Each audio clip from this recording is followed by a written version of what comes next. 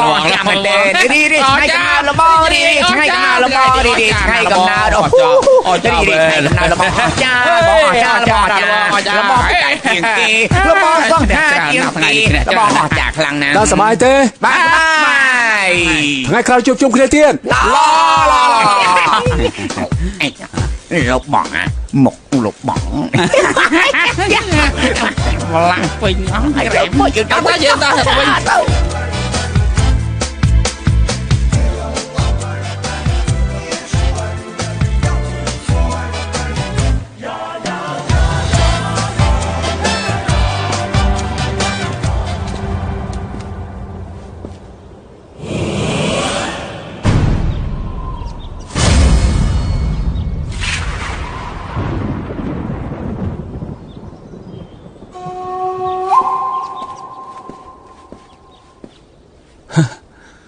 ពុកម៉ែអ្នកទៅពីកំពុងធ្វើអីហ្នឹងជ័យចន្ទបើថ្ងៃនេះពួកយើងចង់ប្រាប់រឿងនិទានមួយដល់ឯងស្ដាប់ឲ្យច្បាស់រឿងនិទានអី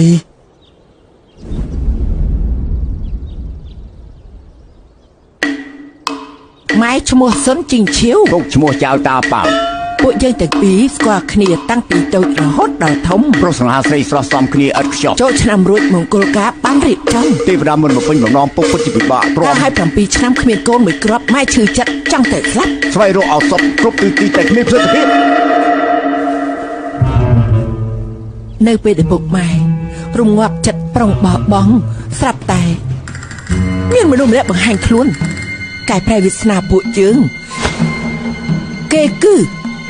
បុរសអាចកំបាំងនៅយប់នោះ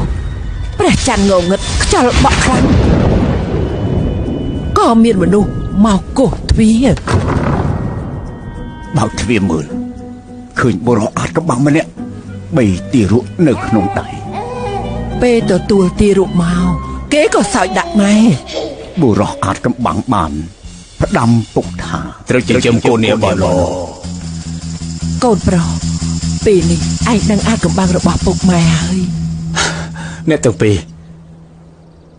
បែរជានៅមានកូនម្នាក់ទៀតហើយនេះក៏មិនឆាប់ប្រាប់ខ្ញុំគ្មានទេ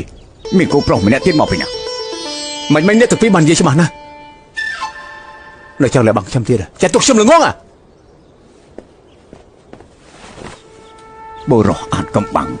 បានដាក់ឈ្មោះទារកនោះថាជឿជន់ប៉ាវអ្នកទាំងពីរនៅដាក់ឈ្មោះឲ្យគេដូចឈ្មោះខ្ញុំបេះបាត់ទៀតកូននោះគឺជាឯងនិយាយកន្លះថ្ងៃហើយនៅស្ដាប់មិនយល់ទៀតមិនអាចទេពុកម៉ែ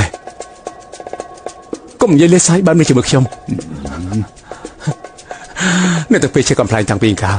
អានកំបាំងនេះពួកយើងរក្សាទុក18ឆ្នាំមកហើយថ្ងៃនេះមិនអាចមកនិយាយទេបរោះអាចកំបាំងមកទៀតហើយណែណាហ៎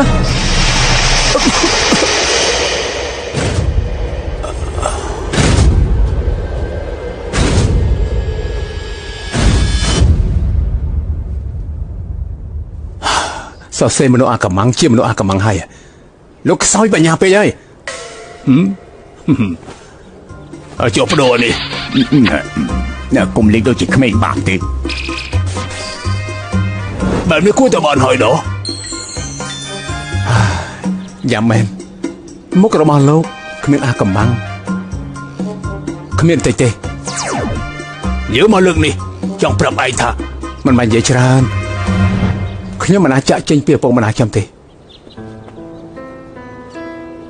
តែបើថាពួកគាត់មិនបានបង្កើតខ្ញុំប៉ុន្តែបានចិញ្ចឹមខ្ញុំអស់18ឆ្នាំពួកគាត់នៅក្នុងចិត្តរបស់ខ្ញុំគឺជាឪពុកម្ដាយដែលបង្កើតខ្ញុំរហូតខ្ញុំមិនខ្វល់តែលោកមានសិទ្ធិអំណាចធំប៉ុណ្ណាក៏មិនខ្វល់តែលោកមានទ្រព្យសម្បត្តិច្រើនប៉ុណ្ណាខ្ញុំមិនទទួលស្គាល់លោកទេឯងយល់ច្រឡំហើយយើងមិនមែនជាឪពុកបង្កើតឯងទេហើយក៏គ្មានទ្រព្យសម្បត្តិច្រើនឯងដែរយើងគ្រាន់តែឲ្យឯងឡើងភ្នំអូយៈធ្វើចៅភ្នំហើយស្អីហ្នឹងខ្ញុំនៅផ្ទះមានហូបមានចុកមានស្លៀកពាក់គ្រប់គ្រាន់ហើយខ្ញុំត្រូវទៅធ្វើចៅភ្នំទៅវិញ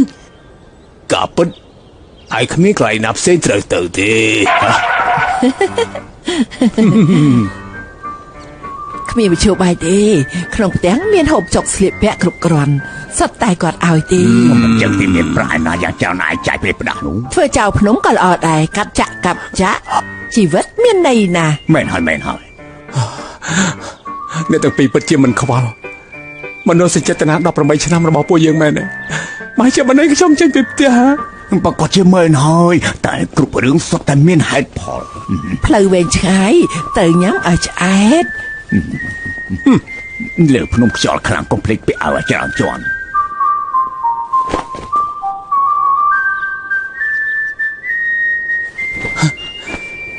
ស្មានមកដល់ថាអ្នកទាំងពីរចិត្តដៃដល់ម្លឹងគ្រាន់តែធ្វើចោលភ្នំតាចឹងបានខ្ញុំទៅក៏បានប៉ុន្តែខ្ញុំសូមប្រាប់អ្នកទាំងពីរកុំស្រែកក្រោយឲ្យសោះថ្ងៃនេះឲ្យតែខ្ញុំដើរចេញពីផ្ទះនេះគឺពួកយើងផ្ដាច់សុខសប្បាយតាមផ្លូវទំនាក់ទំនង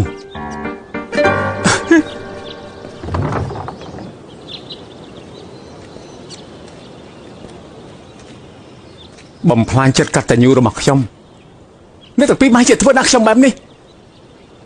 បើសិនខ្ញុំត្រឡប់មកវិញខ្ញុំគឺជា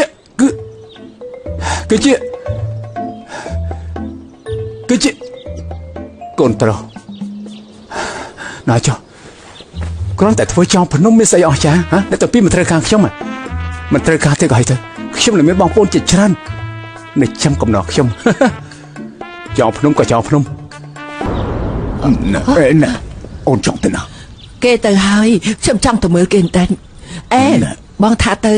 អត់មិនពួកយើងសម្ដែងដូចពេកទេដឹង អញ្ចឹងហើយទៅហៅថាសម្ដែងអូនមិនអាចមើលគេទេអីប្រអត់កបាំងនេះមិនមែនទេវតាមិនមែនជាបិសាចតែក៏មិនធម្មតាបើសិនជាគេដឹងថាពួកយើងលួចទៅមើលកូនប្រុសជីវិតរបស់ពួកយើងទាំងពីរអ្នកក៏ហីចុះតែបើនាំទុកដល់កូនប្រុសទៀតគិតយ៉ាងម៉េច កូនប្រុសខំចាំ18ឆ្នាំថាឲ្យទៅក៏ទៅអញ្ចឹងហ៎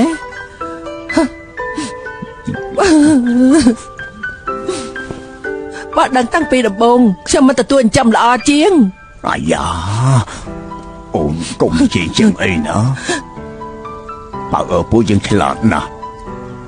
គេកតញ្ញូតាំងពីតូចមកដឹងថាបងចូលចិត្តហូបក្បាលត្រីគេលើកណាក៏កាច់ក្បាលត្រីទុកឲ្យបងដែរ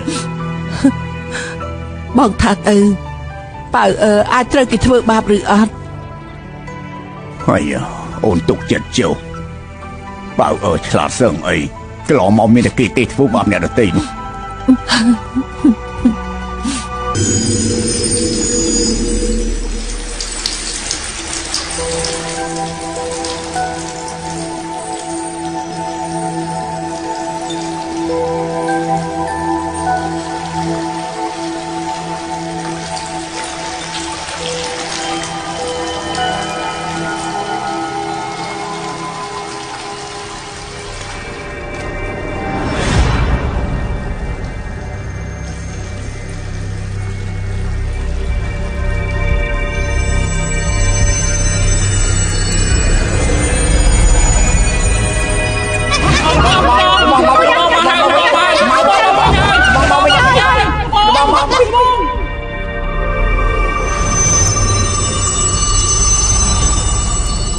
ឯងរកឃើញមនុស្សអត់ប្រស្រ័យបីគ្រាប់ដល់ឯងហើយឬនៅ